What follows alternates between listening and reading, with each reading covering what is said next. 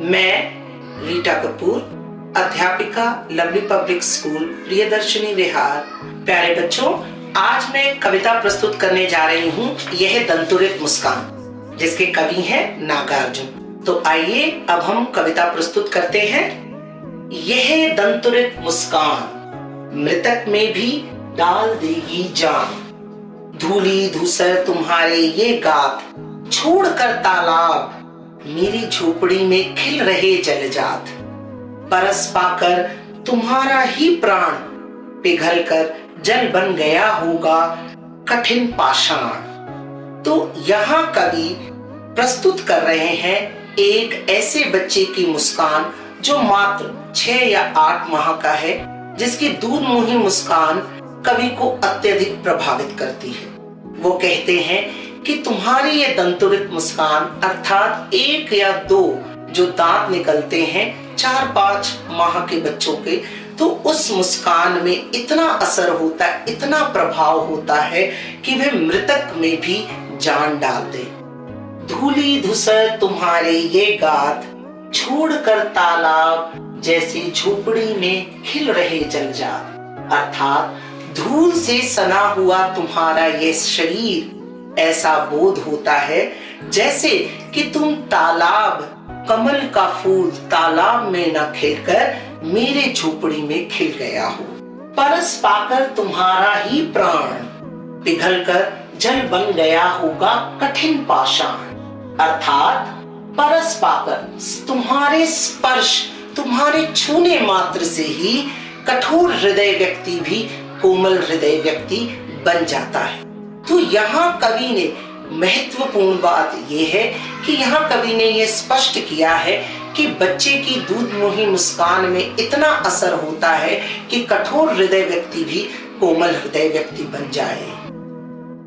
छू गया कि झड़ने लग पड़े शेफालिका के फूल, बांस था कि बबूल। यहाँ कवि ये स्पष्ट कर रहे हैं कि तुम्हारे चेहरे का जादू इतना अधिक है कि बांस और बबूल के पेड़ों से भी शेफालिका के फूल झड़ने लगते हैं। तुम मुझे पाए नहीं पहचान, देखते ही रहोगे अनिमेष।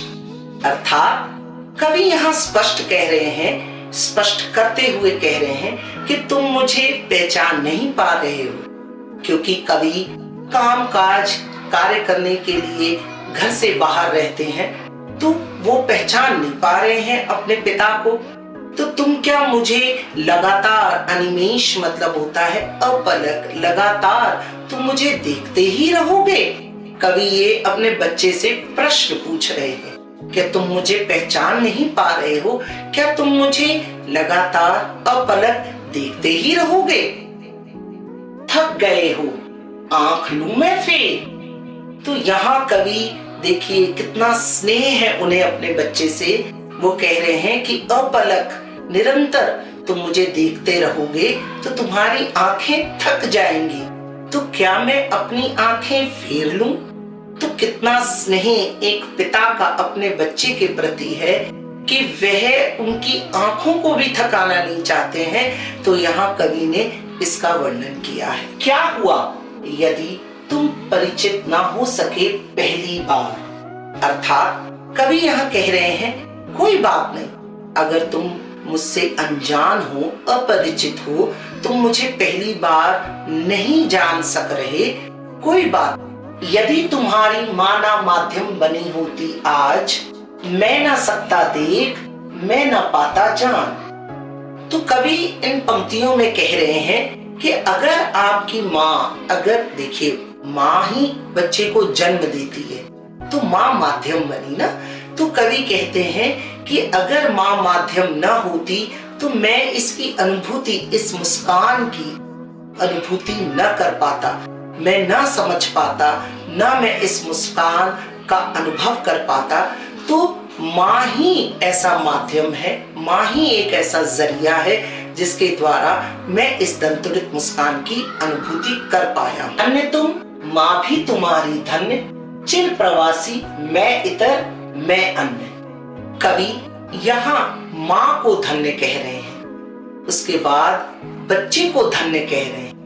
माँ को धन्य इसलिए कह रहे हैं क्योंकि उन्होंने बच्चे को जन्म दिया, और बच्चे को धन्य इसलिए कह रहे हैं क्योंकि उन्होंने उस मुस्कान का एहसास, उसकी अनुभूति करवाई।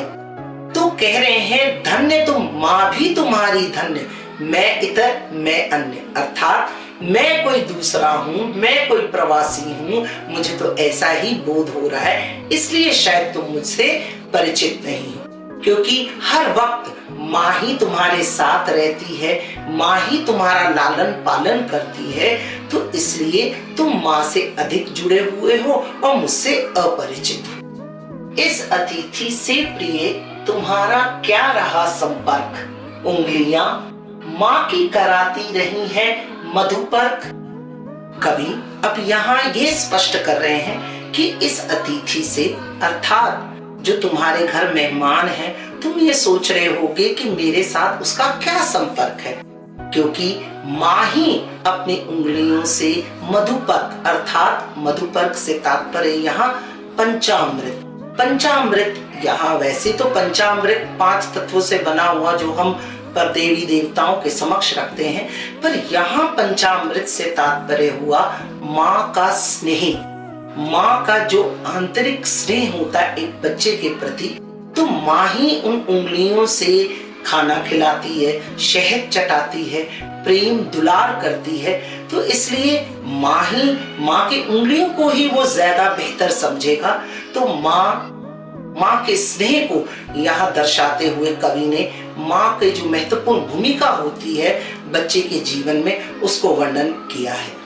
देखते तुम इधर कनखी मार और होती जबकि आंखें चार। अब इन पंक्तियों में कवि ये स्पष्ट कर रहे हैं कि देखते तुम कनखी मार, अर्थात तुम तिरछी नजर से मुझे देख रहे हो, और होती जबकि आंखें चार। आंखें चार यहाँ कवि ने मुहावरे का वर्णन किया है, यहाँ मुहावरा है आंखें चार होना, अर्थात जब कवि की बच्चे के साथ आंखों से आंखें मिलती हैं तो वो जो मुस्कान है, वो जो शोभामयी रूप है, वो कवि को अत्यधिक सुहावना, अत्यधिक प्रिय लग रहा है। तब तुम्हारे दंतुरित मुस्कान मुझे लगती है अति छविमान। अर्थात इन पंक्तियों में, जो कि पिछली 2 पंक्तियों में कहा कि जब हमारी आंखें चार हुई, तो जब तुम्हारी मुस्कान हुई और तुमने मुस्कान फैलाई, वो जो शोभा है, वो जो सुंदरता है, उसकी छवि अत्यधिक सुंदर है।